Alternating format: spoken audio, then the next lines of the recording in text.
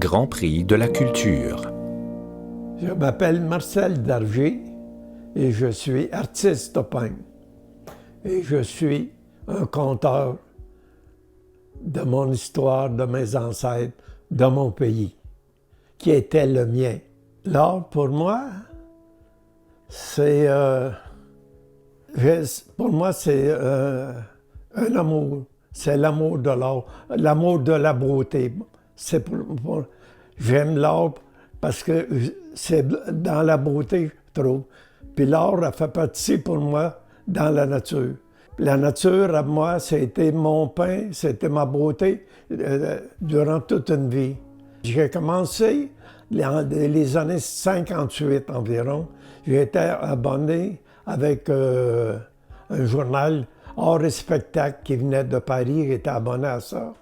J'ai étudié la peinture, les peints, et, les tendances qu'il y avait là, à Paris dans le temps. Et puis là, de plus en plus, j'ai suivi des cours à Trois-Rivières. Il y avait un peintre là, espagnol qui donnait des cours au château de Blois.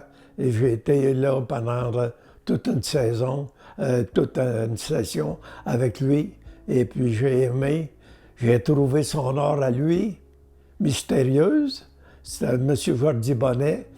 Et puis on a développé une petite amitié ensemble. Et puis il m'a expliqué l'art, c'était quoi. C'était un peintre qui venait de Barcelone. Et puis il m'a donné même le goût de son pays. Vers les années 60, là, j'ai découvert l'art qu'on appelait l'art naïf. On m'avait classé l'art naïf. Et puis, j'ai raconté ce que mon vécu dans mon quartier, dans ma ville, tout ce qu'il y avait d'événements, de fêtes, soit sociales, religieuses, sportives, j'ai tout raconté. Et les gens aussi, les quêteux, les bonhommes 7 heures et tous ces gens-là qui racontaient ça. Ma mère vient des Vieilles Forges. Ils sont arrivés là en 1756 aux Vieilles Forges. Et puis, elle nous racontait des légendes, là, elle.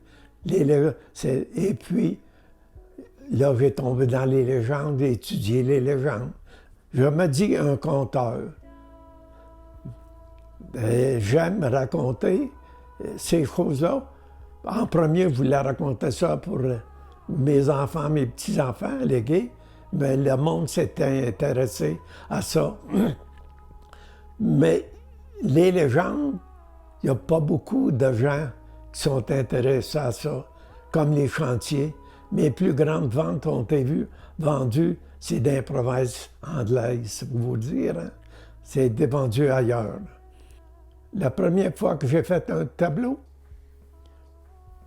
mon épouse d'aujourd'hui, elle était fille dans le temps, elle m'avait acheté une boîte avec des couleurs et des pinceaux en 1955. Et puis j'ai peint un tableau, mais j'avais copié un paysage, non, une nature morte. J'avais peint une nature morte déjà peinte par un autre peintre. Et puis elle existe encore aujourd'hui. Les couleurs, c'est une joie à mes yeux. Puis quand je réussis, j'ai une satisfaction. Puis quand je réussis mal mes couleurs dans un tableau, je le vois sale, je ne vois pas les couleurs que j'aimais. Là, j'ai de la peine, je dors mal.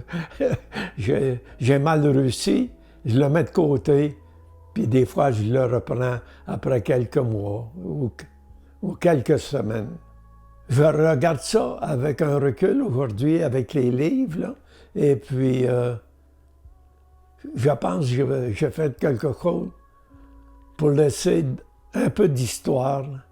Parce que l'histoire, nous autres, là, ils nous ont enseigné la petite histoire. Ceux qui voulaient bien nous enseigner.